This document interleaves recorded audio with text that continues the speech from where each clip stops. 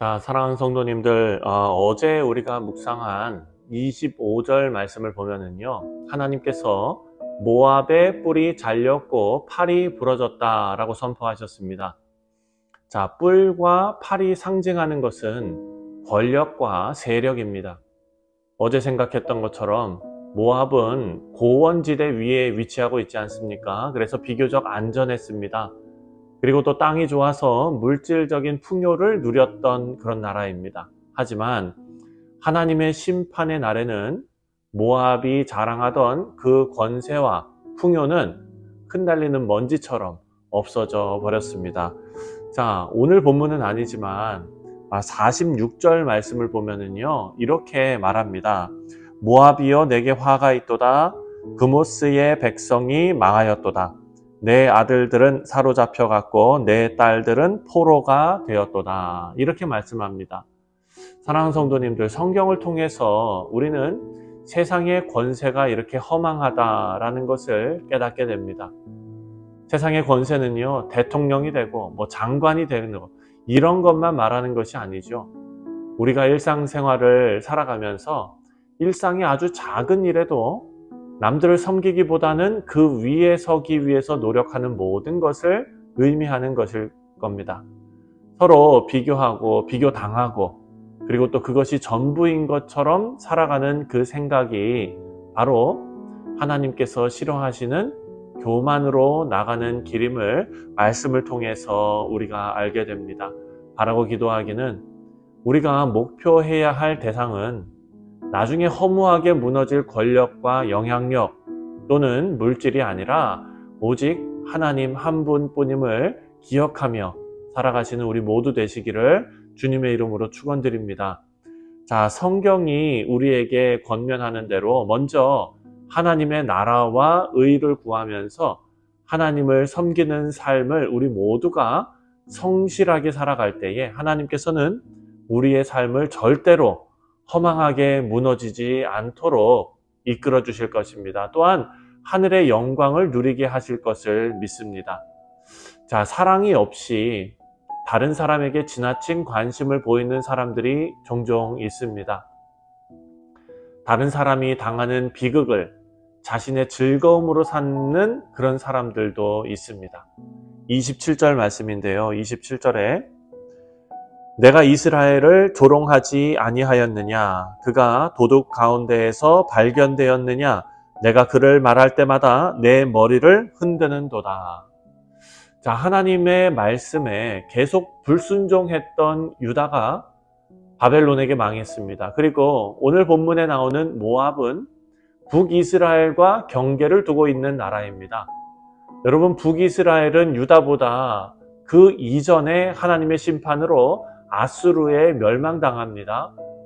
북이스라엘과 가장 인접했던 나라가 바로 모압이었기 때문에 이스라엘의 멸망의 이 소식을 가장 먼저 전해 들었을 것입니다. 그런데 27절을 보면은요, 이스라엘의 멸망을 바라보는 모압의 태도가 나오는데 머리를 흔들면서 조롱하고 빈정대는 것이었습니다. 하나님께서 모압의 태도를 지적하시는데요. 이스라엘이 도둑 가운데 발견되었느냐라고 물으십니다. 이 말씀은 이스라엘이 도둑질하다가 걸려서 벌을 받는 것도 아닌데 어떻게 남의 불행을 그렇게 즐거워할 수 있느냐라는 질책입니다. 사실 이스라엘은 망해도 싸죠. 그렇다고 할지라도 그것은 이스라엘과 하나님 사이의 문제입니다. 모압은요, 남의 문제에 큰 관심을 보이면서 자신을 높이고 남을 비웃는 태도를 보였습니다. 우리 사랑하는 성도님들, 성령님을 모시고 살아가는 우리 모두는 사랑이 없는 관심, 그리고 다른 사람의 비극을 나의 위로로 삼는 그런 어리석음이 우리에게 없어야 될 것입니다. 하나님께서는 그런 우리의 마음을 싫어하십니다. 이것은 교만에서 비롯된 마음이기 때문이지요. 29절을 보면은요, 하나님께서 교만한 모압을 지켜보고 계셨음을 알 수 있습니다. 29절입니다. 29절에 우리가 모압의 교만을 들었나니, 심한 교만, 곧 그의 자고와 오만과 자랑과 그 마음의 거만이로다. 자, 시편에 보면은요, 실감나는 표현으로 교만에 대해서 경고하는 말씀이 나옵니다. 시편 12장 3절에 보면은요, 12편 3절에 보면 하나님께서 자랑하는 자의 혀를 끊으신다라는 표현이 나옵니다. 사람이 자랑을 좀 할 수도 있지 너무 심한 반응 아닌가라고 생각할 수 있지요. 하지만 여러분, 성경이 뭐라고 말합니까? 교만은 패망의 선봉이다라고 분명하게 경고하고 있다는 것을 우리 모두가 생각해야 합니다.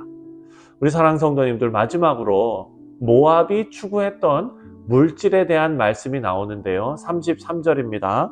33절에 기쁨과 환희가 옥토와 모압 땅에서 빼앗겼도다. 내가 포도주 틀에 포도주가 끊어지게 하리니 외치며 밟는 자가 없을 것이라. 그 외침은 즐거운 외침이 되지 못하리로다.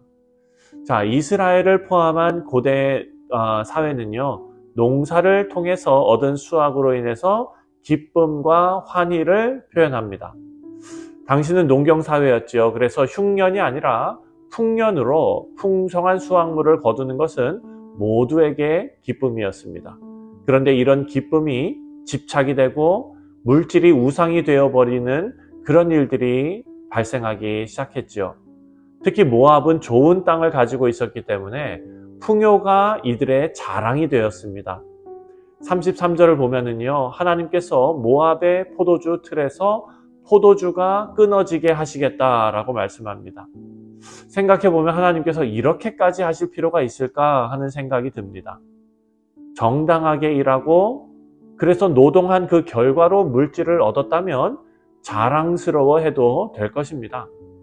물질을 통해 기쁨을 얻는 것이 죄라고 말씀하시는 것 같아서 이 말씀이 불편하게 느껴질 수도 있습니다. 그렇다면 우리가 수고하고 또 열심히 일해서 부를 축적하는 것이 모두 죄라는 결론에 이르겠지요. 여러분, 올바른 성경적인 물질관을 생각한다면 물질을 통해서 기쁨을 얻는 것 자체는 죄가 아닙니다. 우리 사랑하는 성도님들, 열심히 그리고 성실하게 일하시고 정당한 대가를 받으시고 하나님께 감사하는 삶을 사시기를 주님의 이름으로 축원드립니다. 여러분, 왜냐하면 성경은 물질을 하나님께서 창조하신 것이고 우리가 물질을 힘써 일해서 얻는다면 그 능력은, 물질을 얻는 그 능력은 하나님께서 주신 것이다 라고 가르치고 있습니다. 자, 신명기 8장입니다. 신명기 8장 18절 말씀을 보면은요, 이런 말씀이 나옵니다. 신명기 8장 18절입니다. 내 하나님 여호와를 기억하라. 그가 내게 재물 얻을 능력을 주셨습니다. 이같이 하심은 내 조상들에게 맹세하신 언약을 오늘과 같이 이루려 하심이니라. 아멘. 자, 사랑하는 성도님들, 우리가 열심히 노력해서 그에 합당한 부를 쌓는다고 그것이 모두 우리의 노력의 결과라고 생각해서는 안 됩니다. 신명기 말씀을 보면은요, 우리가 재물을 얻는 것은 순수하게 우리의 노력의 결과만이 아니라 이 신명기 말씀처럼 하나님께서 그 능력을 주셨다라는 것을 꼭 기억해야 합니다. 그래서 우리 모두는 우리가 얻은 물질의 주인이 내가 아니라 하나님이심을, 그래서 우리가 물질이 아니라 하나님을 섬기는 지혜로운 성도들이 되어야겠습니다. 자, 바라고 기도하기는 하나님께서 우리 모두에게 복을 내려주셔서 올바른 물질관을 가지고 하나님을 섬기는 복된 뉴욕 성실장로교회 모든 성도님들 되시기를 주님의 이름으로 축원드립니다. 기도하겠습니다.